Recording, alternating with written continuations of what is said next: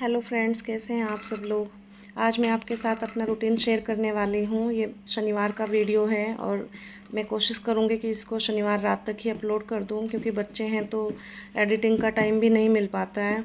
तो ये मेरा मॉर्निंग का रूटीन स्टार्ट हो चुका है।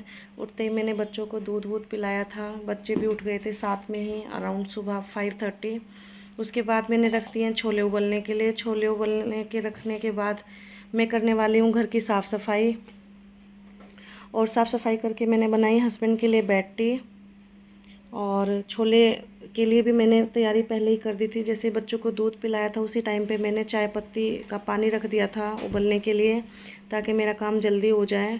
जब भी मैं छोले बनाती हूँ और चाय पत्ती का पानी डाल के बनाती हूँ तो उसमें मैं चाय पत्ती पहले से ही उबाल लेती हूँ, छोले में नहीं डालती हूँ। जो वो पानी हो जाता है, पूरा कड़ा हुआ पानी होता है चाय पत्ती का, उसी को मैं यूज़ करती हूँ छोले बनाने के लिए, उबालने के लिए। तो यहाँ पर मैंने रात भर भिगोए हुए छोले थे, अच्छे से वॉश करने के बाद मैंने कुकर में ले लिए हैं। उसमें डाल दिया था मैंने चाय पत्ती का पानी, फिर मैंने डाला दालचीनी का टुकड़ा। और अब मैं इसमें डाल रही हूँ कुछ लौंग। लौंग और इलायची मैं एक साथ रखती हूँ, तो उसमें से छाँट छाँट के मैंने अच्छे अच्छे लौंग निकाल ली हैं। ये मैंने 5-6 लौंग के पीस डाल दिए हैं इसमें। अब मैं डालने वाली हूँ इसमें नमक स्वाद अनुसार, और पानी जाएगा जिस हिसाब से आपको ग्रेवी रखनी है उतना पानी डालना है। इसमें मैंने 2 मीडियम साइज़ के आलू भी डाले थे। आलू को मैंने अच्छे से छील लिया था और उनका छिलका उतारने के बाद मैंने अच्छे से वॉश करके इसमें 2 मीडियम साइज़ के आलू डाले हैं। एक आलू को मैं जब उबल जाएगा तो मैश करूँगी, ताकि जो छोले की ग्रेवी है वो गाढ़ी हो जाए। एक आलू के मैं पीस पीस कर लूँगी, वो भी अच्छे लगते हैं। बड़े बड़े पीस हो जाएंगे, वो अच्छे लगते हैं छोले में। तो इसके बाद साफ़ सफाई करने के बाद मैंने रख दिए थे छोले उबलने के लिए। उधर हस्बैंड भी उठ गए थे, उन्होंने बोला कि बेड टी बना देना मेरे लिए, तो मैं उनके लिए बेड टी भी बनाने वाली हूँ अभी। यहाँ छोले उबलने रखने के बाद फिर मैं बनाऊँगी चाय, और चाय बनाने के बाद फिर मैं जाऊँगी नहाने के लिए, क्योंकि खाना जो है बाकी मैंने सिर्फ छोले ही उबाले हैं बिना नहाए। जैसे कि आज पूजा पाठ है घर में, सत्यनारायण जी की पूजा है, तो खाना बनेगा और प्रसाद भी बनेगा। प्रसाद में कसार और चरणामृत बनेगा, तो सब कुछ मुझे नहा के ही बनाना है। तो यहाँ पर छोले रखने के बाद अब मैंने रख दी है चाय बनने के लिए गैस पे। और चाय बनाने के बाद मैं चली जाऊँगी नहाने के बाद, क्योंकि बाकी का सब कुछ मुझे नहाने के बाद ही बनाना है। रात में ही मम्मी का फ़ोन आया था और उन्होंने मुझे याद दिला दिया था कि कल सुबह उठ के पूजा कर लेना, क्योंकि जो पूर्णमासी है, मतलब जो पूर्णिमा है, वो सिर्फ 10-11 बजे तक ही है। तो उसी टाइम तक मुझे पूजा ख़त्म करनी है। और मैंने मंदिर में पंडित जी से भी पूछा था, तो उन्होंने बोला था कि हाँ 10-11 बजे तक ही है, तब तक ही पूजा करनी है। और पंडित जी बहुत ज़्यादा बिजी थे, तो उनके पास टाइम नहीं था, तो इसलिए हमने पूजा खुद ही कर ली थी। वैसे भी मैं मतलब हम लोग पूजा खुद कर लेते हैं सत्यनारायण जी की, और जब हवन वगैरह कराना होता है तो हम पंडित जी को बुला लेते हैं। तो यहाँ पर मैंने रख दी है चाय बनने के लिए, और चाय बनाने के बाद फिर मैं जाने वाली हूँ नहाने के लिए। अपने कपड़े वगैरह भी मैंने रात को ही तैयार करके रख दिए थे, क्योंकि सुबह मुझे जो है जल्दी जल्दी सब काम ख़त्म करना है 10 बजे तक। उसमें पूजा भी करनी है, प्रसाद भी बनाना है, खाना खाना भी बनाना है, बच्चों को नहलाना तैयार करना, बहुत काम हो जाता है। बीच बीच में बच्चे परेशान करते हैं तो रुकना भी पड़ता है।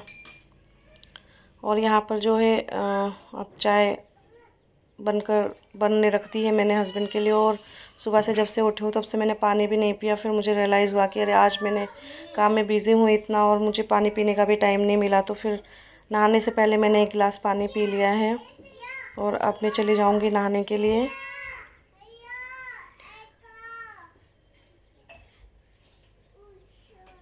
साल में 2 बार हम ये पूजा करते हैं सत्यनारायण जी की।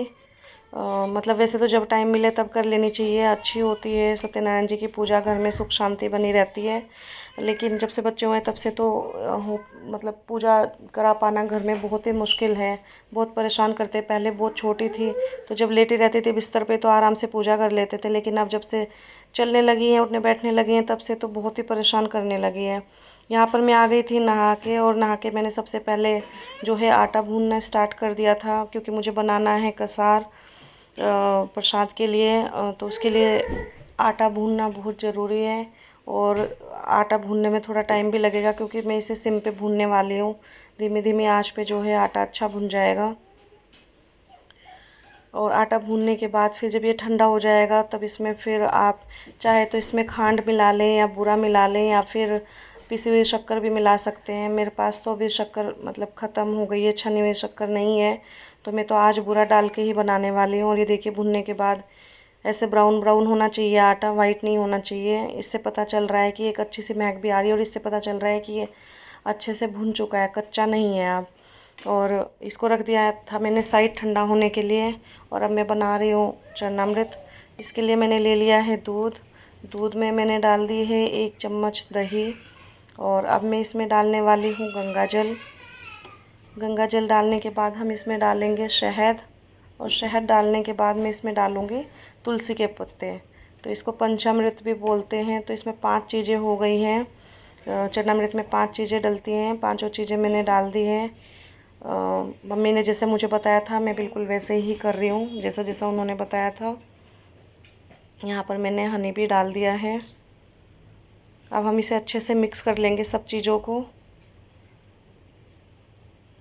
अब मैंने इसमें डाल दिए हैं तुलसी के पत्ते।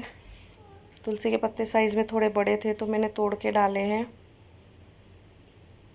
और अब हम सब चीज़ों को अच्छे से मिक्स कर लेंगे।